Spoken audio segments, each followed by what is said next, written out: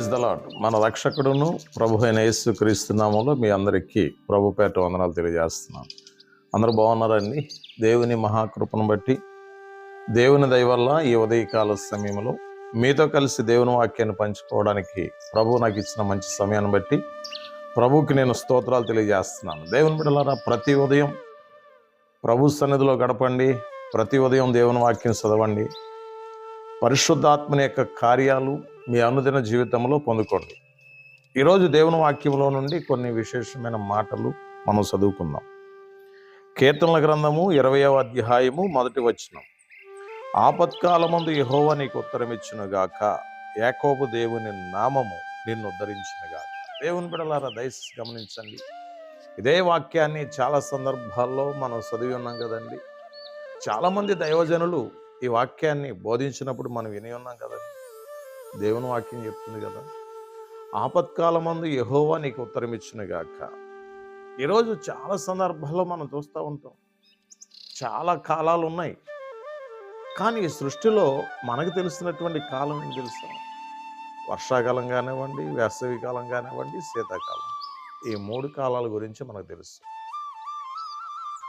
కానీ బైబిల్ చెప్తుంది, ఆపత్కాలమందు యెహోవా నీకు ఉత్తరమిచ్చునుగాక.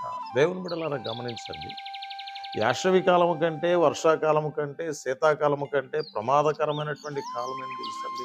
ఆపత్కాలము. ఇది ఎప్పుడు మనిషికి సంభవిస్తుంది? ఇది ఎలా వస్తుంది? దేవుని బిడ్డలారా, దయచేసి గమనించండి. బైబిల్లో మనం చూడగలం, హిజ్కియా మరణకరమైనటువంటి రోగముతో బాధపడుతున్నాడట. మరణకరమైనటువంటి బాధతో బాధపడుతున్నటువంటి హిజ్కియా ఏ కాలంలో ఉన్నాడు?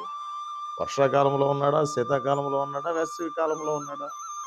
ఆ 3 కాలాల్లో కానే కాదు, ఆపత్కాలంలో ఉన్నాడు అతను. ఆపత్కాలంలో ఉన్నాడు కాబట్టి ఆ ఆపత్కాలము నుండి బయటపడడానికి, ఆపత్కాలమును తప్పించుకోవడానికి హిజ్కియా గోడ తట్టు తిరిగి దేవుని సన్నిధిలో దేవునికి మొరపెడుతున్నాడట. ఆ మొరను దేవుడు ఆలకించాడంట. దేవుని బిడ్డలారా కదండి, ఎంత అద్భుతం! ఆపత్కాలంలో ఉన్నటువంటి హిజ్కియా దేవునికి మొరపెట్టగా దేవుడు ఏం చేశాడో తెలుసా? హిజ్కియాలో ఉన్నటువంటి రోగమును తీసివేసి పరిపూర్ణమైనటువంటి స్వస్థతనిచ్చి ఇంకా 15 సంవత్సరాలు దేవుడు హిజ్కియాకు ఆయుష్ ఇచ్చినట్టు దేవుని వాక్యం చెప్తుంది. దేవుని బిడ్డలారా, బాగా గమనించండి. అంటే ఆపత్కాలంలో ఒక మనిషి చేయవలసినటువంటి పని ఏంటి అంటే, ప్రార్థన చేయగలిగితే ఆపత్కాలంలో, అది రోగమైనా కానివ్వండి, అవి ఆర్థిక పరిస్థితులైనా కానివ్వండి, అవి అప్పుల భారమైనా కానివ్వండి, ఈవెన్ ఏదైనా కానివ్వండి, ప్రతి మనిషి ఆపత్కాలం నుండి బయటపడాలంటే ఆ వ్యక్తి చేయవలసిన మొదటి పని ఏంటంటే ప్రార్థన. ఆ ఆపత్కాలంలో హిజ్కియా ప్రార్థించాడు కాబట్టి ఆపద నుండి బయటపడి స్వస్థత పొంది ఆరోగ్యాన్ని పొందుకున్నాడు కదండి. ఎంత అద్భుతం! దేవుని బిడ్డలారా, ఈరోజు నువ్వు ఆపదలో ఉన్నావా? ఈరోజు కష్టంలో ఉన్నావా? బాధలో ఉన్నావా? ఇబ్బందిలో ఉన్నావా? అయితే దేవుని సన్నిధిలో ప్రార్థన చేయడానికి ఇష్టపడు. నీ ఆపద నుండి దేవుడు నిన్ను బయటికి తీసుకుని వచ్చి పరిపూర్ణమైన సంతోషాన్ని, ఆనందాన్ని, సమాధానాన్ని దేవుడు నీకు, నీ కుటుంబానికి అనుగ్రహించునుగాక. ప్రార్థన చేసుకుందాం అందరం. మహాపరిశుద్ధుడైన తండ్రి, మీకు వందనాలు, స్తోత్రాలు స్వామి.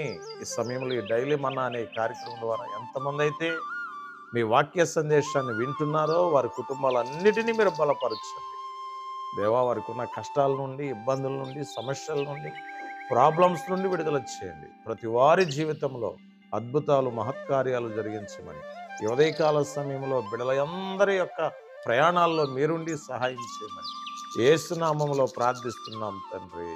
ఆమేన్. God bless you. Praise the lord.